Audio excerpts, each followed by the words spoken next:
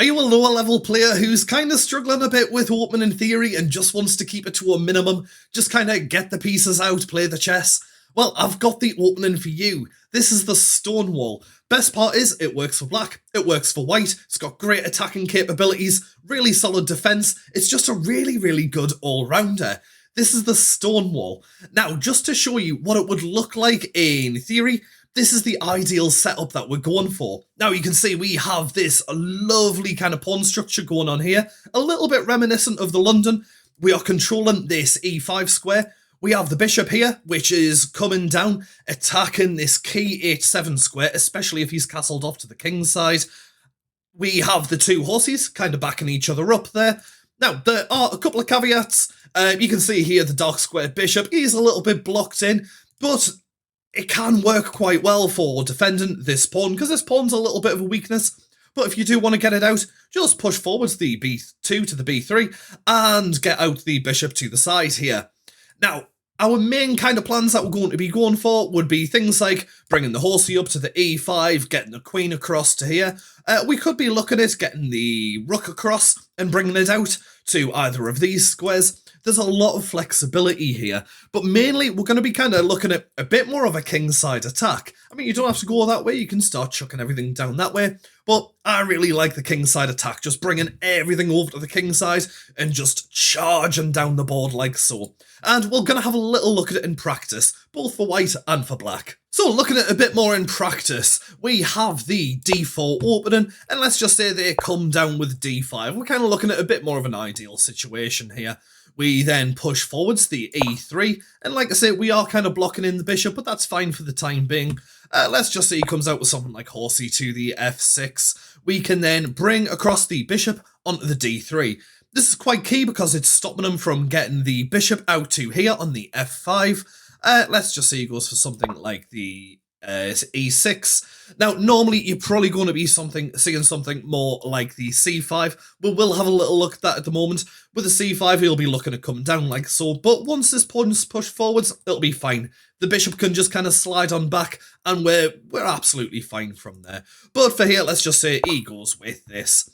Now, we can get out the horsey onto the d2, and we are stopping any kind of cheeky little plans that black may have brewing there. So let's just say, I don't know, bishop comes across to here, then we can push forwards the f4, kind of stopping them coming across like so, and now you can see we're starting to get this really solid structure in the middle there. He can go and castle, we can then bring up our other horsey, again, nice and supported, and we have plans of trying to get him up to here. Once he's up to here on the e5, he is well supported by these two pawns here. Let's just say horsey comes out. We can then push forward the pawn like so. And yeah, our next move clearly is going to be castling off. So let's just say, I don't know, bishop comes across. We can then castle, and then we have our beautiful Stonewall structure here. And you can just see how well defended we are, how much flexibility we have, good movement for the queen. But yeah, our main plans, get this across like so.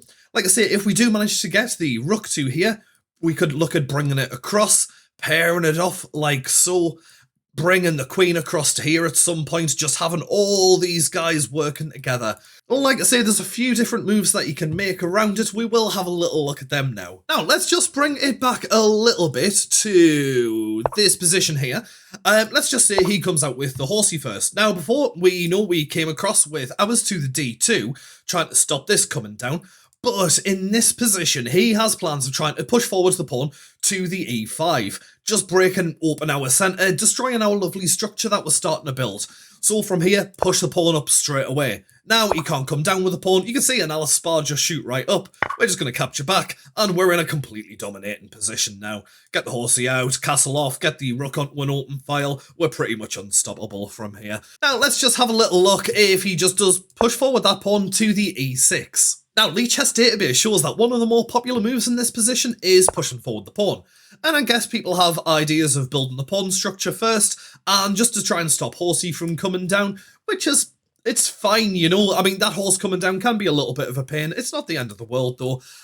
My main issue with it is it kind of allows this horsey to come down here on the e4. Just to show you, if you get out the horsey first, stops him from coming down. If he does come down, that would be a completely winning exchange for us, and we're just going to dominate the game. Coming back to here, like I say, he is able to jump down like so, and it's quite a key position for him. He has a lot of flexibility, and he's up in our business a lot more than I would like. And you might be thinking, why don't we just go ahead and take it? Well, first of all, we're sacrificing our good bishop. Our light square bishop is our good bishop, and we don't really want to lose it. Our dark square bishop is he's not doing too much at the moment. You know, it looks like, yeah, we could just jump up and start threatening the pawn, but once the f5 comes down, we're a little bit stuck. You know, this horsey can't really get to where we want it to. It's going to take a few moves to start getting it into action. It's not the most comfortable position. It's not a losing position, but you can see by the analysis bar, it's not really ideal for us. So instead, just coming across with something like the horsey stops this guy from coming down, and it just leads to a lot more of an open play style. Now, a move that you may see is horsey just coming straight down, attacking the bishop. Now, it's not the end of the world if we lose this bishop. Yeah, it's in a great spot, but we're kind of limited in what we can do. We can drop him back if you really want to save him, then, you know, start pushing up to try and attack him. You can just kind of let him take it, so just keep developing, and then if he takes, it's not terrible for us. One that I do like doing, which leads to quite a fun line, is coming across, putting him in check. If he blocks with the bishop, then we do the exchange, push forward the pawn. If he jumps back, then that's fine. We can just develop as normal. Something that you may see, which is a great move, by the way, is the queen coming across like so. Now, we can't take because we're just giving up the rook and we've lost the game. What we can do is push forward the pawn, get him to drop the queen back out of the way. We're still threatening this, but we can't quite take yet, but we can just bring the bishop across to here. Now we can take later on, because the rook is supported by the queen. He'll jump out of the way, and what we want to be doing really is, you know, just developing and hoping to get castled off. Now, that's going to be a little bit of an issue because the queen's coming across here, but we can look at pushing forwards the c4. So, I don't know, let's just say he brings the bishop out just to allow him to get across here, push up the c4. If he goes ahead and takes, we can take back. I prefer the pawn. And that is stopping this, just allowing us to get castled off. And you can see we have a lot more kind of development going on here. We're pushing forwards quite a lot. We're controlling a lot of squares. We're in a really good place from here. Now, you might be thinking, when we go for the check, why doesn't he just block with the pawn? And he can do. It is probably the most common move that you're going to see. In fact, Lead Chess Database says it is the most common move.